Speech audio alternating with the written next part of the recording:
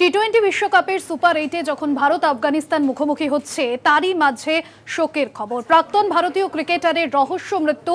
পাঁচতলার বারান্দা থেকে পড়ে মৃত্যু ডেভিড জনসনের। বেঙ্গালুরুর অ্যাপার্টমেন্টের বারান্দা থেকে পড়ে যান জনসন। শারীরিক অসুস্থতার কারণে তাকে একাধিকবার হাসপাতালে ভর্তি হতে হয়। পুলিশের প্রাথমিক অনুমান আত্মহত্যা করেছেন তিনি। ভারতীয় ক্রিকেট মহলে শোকের ছায়া এবং মানসিকভাবে ভেঙে পড়েছেন প্রাক্তন ভারতীয় ক্রিকেটাররা। জয়জ্যোতি ঘোষ আমাদের প্রতিনিধি রয়েছেন ফোন লাইনে। জয়জ্যোতি, এখনো পর্যন্ত পুলিশ প্রাথমিকভাবে কি অনুমান করছে, কি জানা যাচ্ছে? ভারতীয় ক্রিকেট মহলে তো শোকের ছায়া।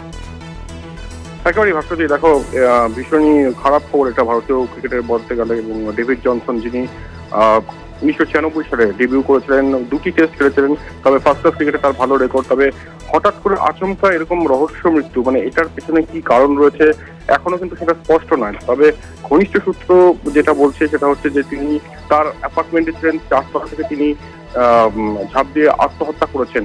তবে কিছু অংশ বলছে, তার পরিবারের কিছু অংশ বলছে যে না, উনি পড়ে গিয়েছেন। তাই এখনো পর্যন্ত কিন্তু এটা স্পষ্ট নয় যে তিনি আত্মহত্যা করেছেন নাকি তিনি পড়ে গিয়েছেন। এই বিষয়টা দেখি। তবে বিসিসিআই সেক্রেটারি জয় শাহ থেকে শুরু করে অনিল কুম্বলে, গৌতম গম্ভীর প্রত্যেকে কিন্তু শোক জ্ঞাপন করছেন। ডেভিড জনসন ভালো বোলার ছিলেন এবং ফার্স্ট ক্লাস ক্রিকেটে যথেষ্ট ভালো পারফরমেন্স।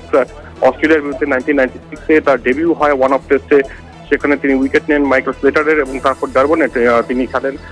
খুব দ্রুত তার আন্তর্জাতিক ক্যারিয়ার শেষ হয়ে যায় এবং তার জীবনের ইনিংসও কিন্তু খুব দ্রুত শেষ করলেন ডেভিড জনসন। ধন্যবাদ জয়জ্যোতি।